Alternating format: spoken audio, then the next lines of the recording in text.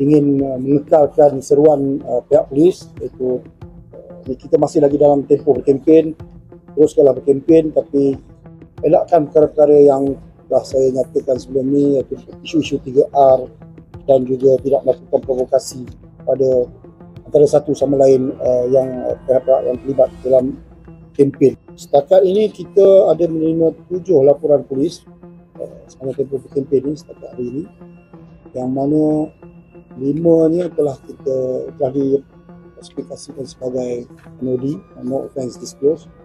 2 saja yang kita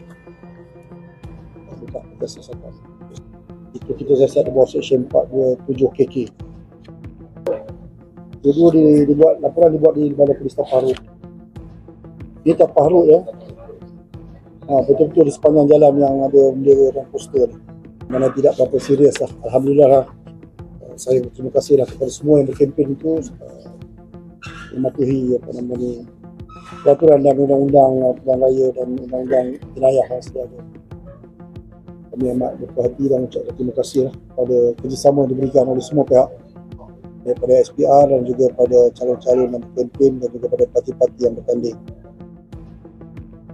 So, mohon harap dikekalkanlah momentum ni sehingga tengah malam Jumaat nanti.